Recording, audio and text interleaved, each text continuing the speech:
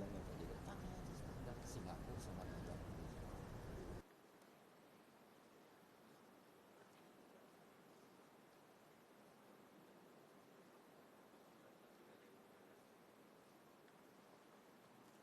Bismillahirrahmanirrahim.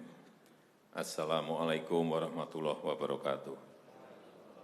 Selamat pagi, salam sejahtera bagi kita semuanya. Om Swastiastu, Namo Buddhaya, salam kebajikan. Yang saya hormati Bapak Wakil Presiden, para Menko, para Menteri, yang saya hormati seluruh ketua dan pimpinan lembaga yang hadir, yang tidak bisa saya sebut satu persatu. Bapak Ibu sekalian yang saya hormati,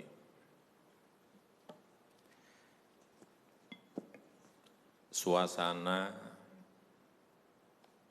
dalam 3 bulan ke belakang ini dan ke depan, mestinya yang ada adalah suasana krisis.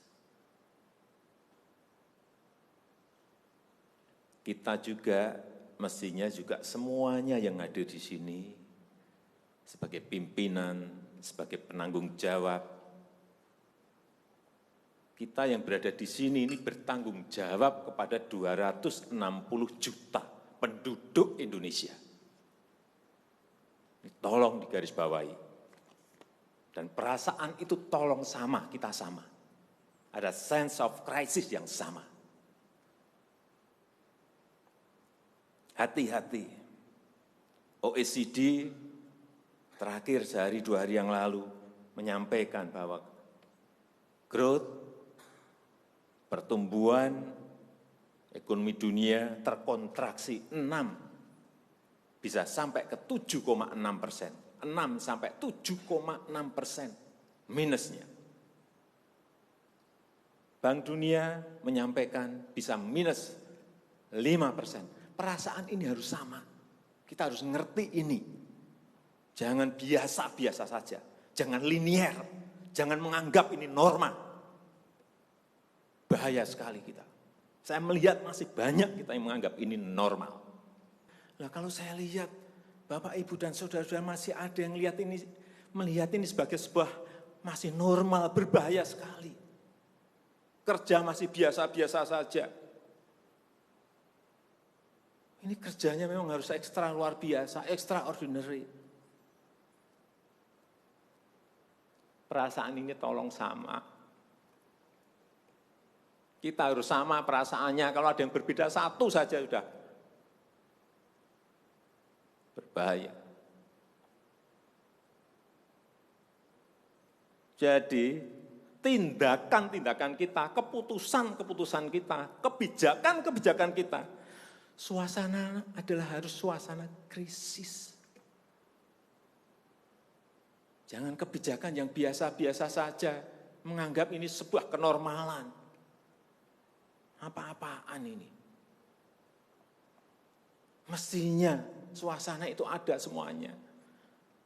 Jangan memakai hal-hal yang standar pada suasana krisis. Manajemen krisis sudah berbeda semuanya mestinya.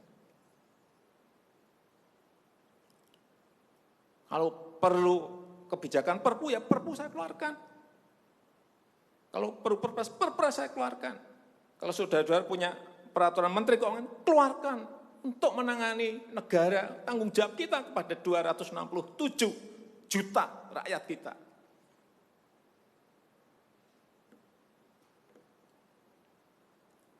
Saya lihat masih banyak kita ini yang seperti biasa-biasa saja. Saya jengkelnya di situ. Ini apa enggak punya perasaan, suasana krisis.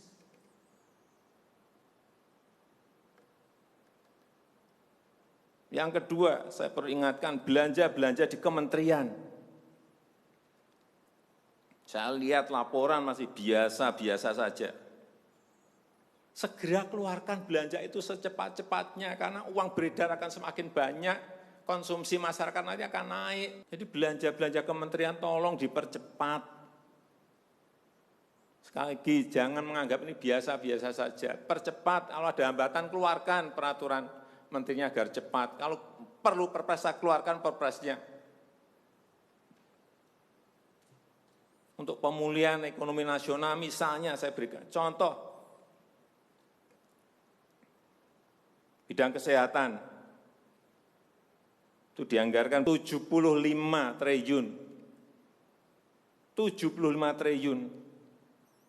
Baru keluar 1,53% coba.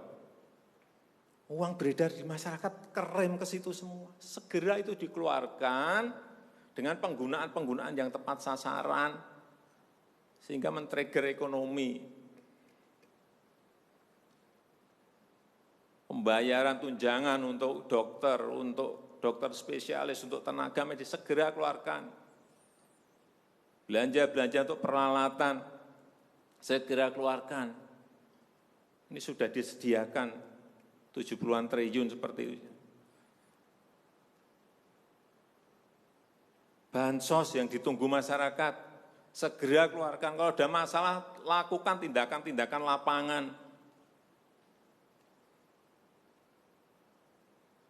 Meskipun sudah lumayan, tapi baru lumayan. Ini extraordinary. Harusnya 100%. Di bidang ekonomi juga sama. Segera stimulus ekonomi bisa masuk ke usaha kecil, usaha mikro. Mereka nunggu semuanya. Jangan biarkan mereka mati dulu baru kita bantu, nggak ada artinya.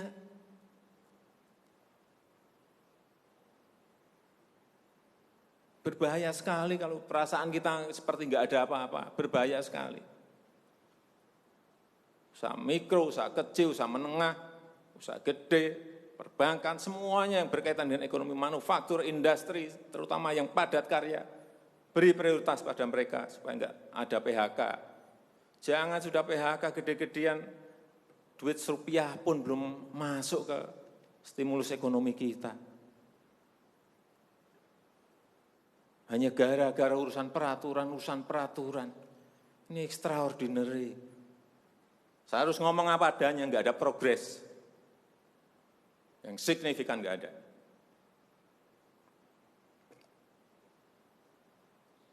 Kalau mau minta perpu lagi, saya buatin perpu. Kalau saudara belum cukup, asal untuk rakyat, asal untuk negara.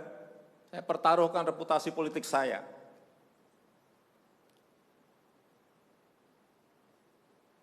Sekali lagi tolong ini betul-betul dirasakan kita semuanya. Jangan sampai ada hal yang justru mengganggu. Sekali lagi, langkah-langkah extraordinary ini betul-betul harus kita lakukan. Dan saya membuka yang namanya langkah, entah langkah-langkah politik, entah langkah-langkah kepemerintahan akan saya buka.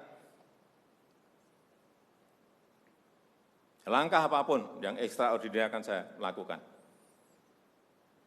Untuk 267 juta rakyat kita, untuk negara. Bisa saja membubarkan lembaga,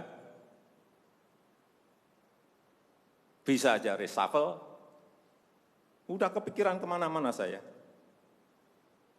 Entah buat perpu yang lebih penting lagi, kalau memang diperlukan, karena memang suasana ini harus ada. Kalau suasana ini tidak, Bapak Ibu tidak merasakan itu, sudah. Artinya tindakan-tindakan yang extraordinary keras akan saya lakukan. Saya rasa itu yang bisa saya sampaikan pada kesempatan yang baik ini. Saya betul-betul minta pada Bapak Ibu dan saudara-saudara sekalian mengerti, memahami apa yang tadi saya sampaikan. Kerja keras dalam suasana seperti ini sangat diperlukan. Kecepatan dalam suasana seperti ini sangat diperlukan. Tindakan-tindakan di luar standar saat ini sangat diperlukan dalam manajemen krisis. Sekali lagi, kalau payung hukum masih diperlukan, saya akan siapkan. Saya rasa itu yang bisa saya sampaikan. Terima kasih. Assalamualaikum warahmatullahi wabarakatuh.